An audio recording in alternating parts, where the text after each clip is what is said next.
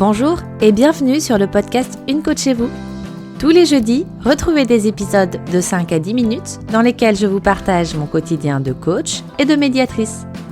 Vous y trouverez des outils, du partage d'expériences, mais aussi des concepts plus théoriques pour mieux se comprendre, pour améliorer notre communication et progresser dans nos pratiques professionnelles quotidiennes. Je m'appelle Julie Roger et après 15 années d'expérience dans les ressources humaines, j'accompagne désormais les managers et les dirigeants d'entreprise à faire le petit pas de côté qui leur permettra d'atteindre leurs objectifs. Je suis également médiatrice certifiée et j'interviens en prévention ou en résolution de conflits par la médiation ou la formation. Il est temps de commencer. Alors, installez-vous confortablement pour l'épisode du jour. Vous êtes prêts ? C'est parti !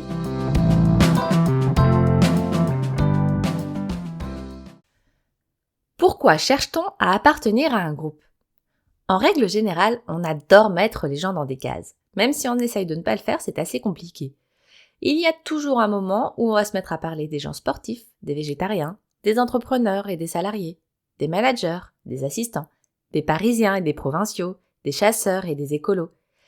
Je me suis donc demandé pourquoi on cherche à faire entrer les gens dans des cases et dans des groupes. Une des explications que j'ai trouvées est liée au sentiment d'appartenance. Le sentiment d'appartenir à un groupe, ça veut dire faire partie de ce groupe, en être un élément. Que le groupe compte 2 personnes, comme dans un couple, ou plusieurs milliards, si on parle des habitants de la Terre, n'a pas vraiment d'importance. Ce qui compte vraiment, c'est la manière dont on fait partie de ce groupe et ce qu'il nous apporte. Nous ne choisissons pas notre premier groupe d'appartenance. En général, c'est notre famille.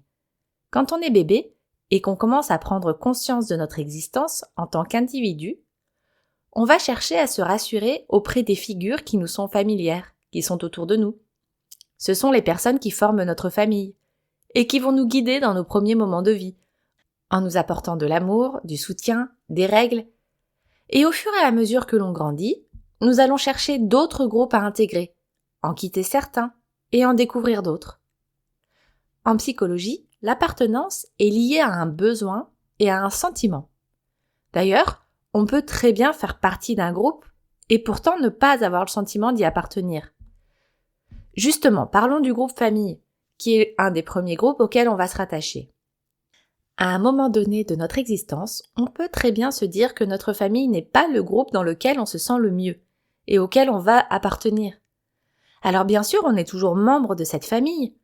On fait partie des frères, des sœurs, des enfants, des cousins, des neveux. On fait partie de cet ensemble.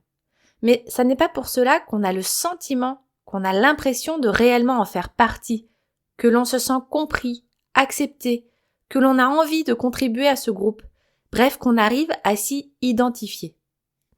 Et on peut retrouver cette impression-là dans beaucoup d'autres groupes, à l'école par exemple, ou en entreprise. Quelqu'un qui fait partie d'une entreprise, mais qui n'arrive pas à intégrer le mode de fonctionnement de son équipe, eh bien, il fait partie de l'entreprise, il en est salarié, il va toucher son salaire, il est dans les effectifs. Mais il ne va pas avoir le sentiment d'appartenir réellement à ce groupe-là. Il va pas forcément s'y impliquer, s'y reconnaître. C'est le fameux sujet de l'engagement en entreprise, et c'est pour ça que une majorité de grands groupes conduit un questionnaire annuel pour connaître le sentiment d'appartenance de ses salariés à l'entreprise. Le sentiment d'appartenance, il se construit en grandissant, en même temps que l'identité et que la personnalité. Alors trouver de nouveaux groupes, c'est aussi une manière de s'affirmer et de construire son identité.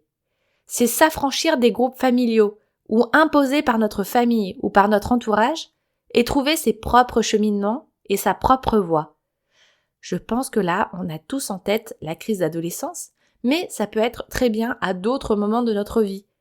Par exemple, la fameuse crise de la quarantaine ou de la cinquantaine, quand on va lâcher tout ce qui est familier pour nous et qu'on va aller chercher à s'intégrer dans d'autres milieux. Et quand on parle sentiment d'appartenance, eh bien, moi j'ai la pyramide de Maslow qui m'arrive en tête. Vous connaissez cette pyramide qui propose une hiérarchie des besoins de l'homme. On peut même constater que le besoin d'appartenance arrive en 3e position de la pyramide. Le premier niveau, c'est le niveau le plus large, celui qui est la base de la pyramide, ce sont les besoins physiologiques. Manger, boire, dormir, respirer. Le second niveau, c'est le besoin de sécurité. Se sentir protégé, avoir un toit. Et le troisième niveau, c'est le besoin d'amour et d'appartenance. Maslow considère donc que l'amour et l'appartenance sont les premiers piliers de la construction de notre identité et de notre personnalité. Parce que les deux premiers besoins, c'est-à-dire les besoins physiologiques et de sécurité, ne sont là que pour assurer notre survie. C'est à partir du troisième niveau, à partir du moment où l'on commence à chercher l'amour et l'appartenance à un groupe, que l'on commence à penser à qui l'on est et à nous développer en tant qu'individu. Mais pourquoi appartenir à un groupe peut nous aider à développer notre identité et notre personnalité ? Ça peut paraître un peu contre-intuitif. Eh bien, au-delà du fait que l'être humain est définitivement un être social, et que les ermites vivant seuls au fond d'une grotte ne sont pas représentatifs de la majorité des êtres humains sur Terre, je pense, pour moi on cherche à appartenir à un groupe pour plusieurs raisons.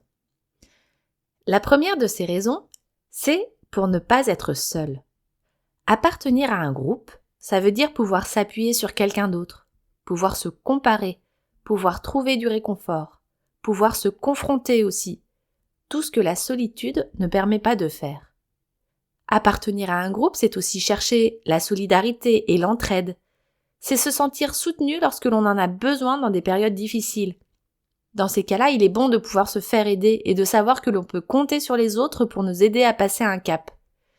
Certains groupes sont d'ailleurs clairement construits pour ça, comme les associations pour vaincre les addictions ou en lien avec des maladies.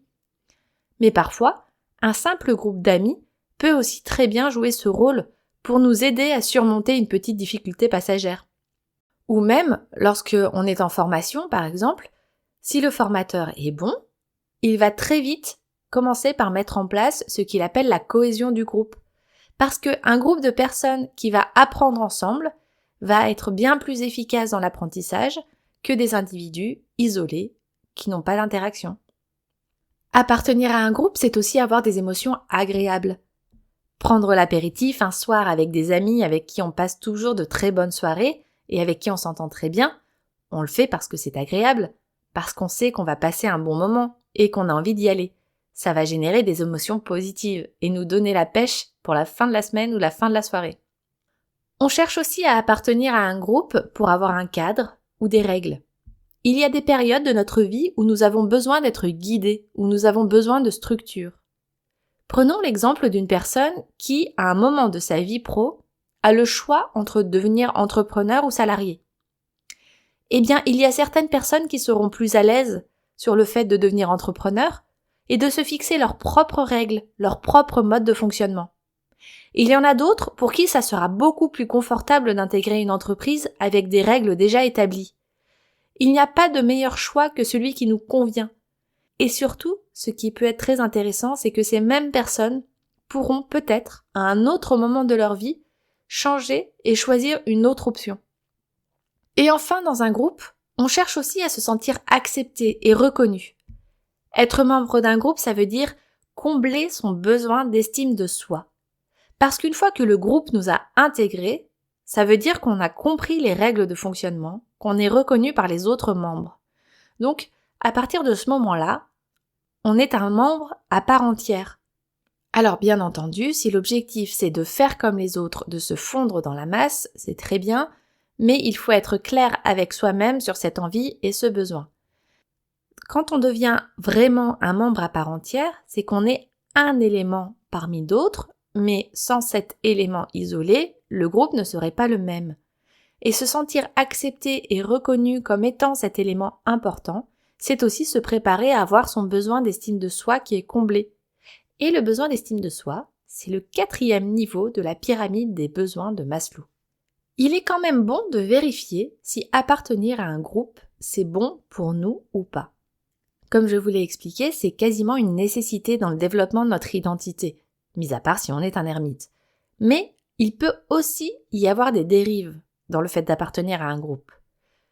Dans le fonctionnement d'une secte, par exemple, ce n'est pas un groupe qui est bon pour nous, parce que c'est un groupe qui va exercer une emprise trop forte et qui va justement nier cette estime de soi, cette individualité, qui ne va pas chercher à nous faire grandir, mais qui va simplement chercher à nous rendre anonymes et à effacer cette personnalité que nous essayons de construire. Alors pour que l'appartenance à un groupe soit bien vécue, il y a quand même quelques points à vérifier. Demandez-vous si les valeurs du groupe sont bien en accord avec vos propres valeurs.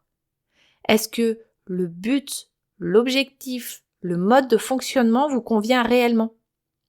Il n'est pas rare que l'on ait envie d'intégrer un groupe parce qu'on pense que ce serait bien, parce que l'image envoyée est sympa. Mais au final, on se rend compte que les valeurs ne sont pas celles qui nous correspondent. Qui s'est inscrit dans une salle de gym pour appartenir à un groupe de gens qui ont l'air sportifs, bien dans leur peau, courageux, motivés, sains, et qui finalement n'a pas tenu très longtemps? Ça veut pas dire que ces personnes-là ne sont pas courageuses, motivées ou sportives, mais simplement que le groupe de personnes à qui elles s'identifiaient et qui vont à la salle de gym régulièrement, c'est peut-être pas celui qui convient le mieux pour exprimer ces qualités-là.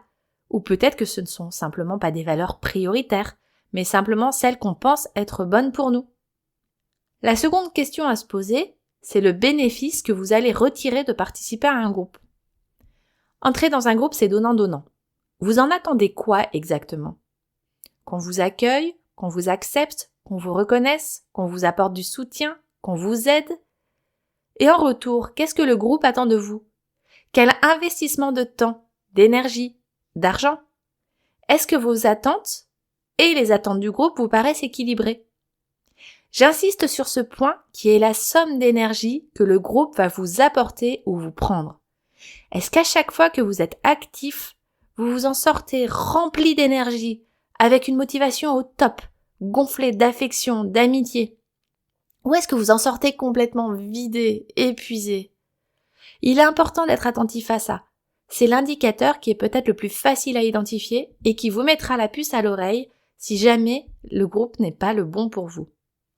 Vous avez maintenant mon éclairage sur nos besoins d'appartenir à des groupes et j'espère que cet épisode vous a permis de faire un petit pas de côté et de vous interroger pour vérifier que tout va bien pour vous dans ce domaine.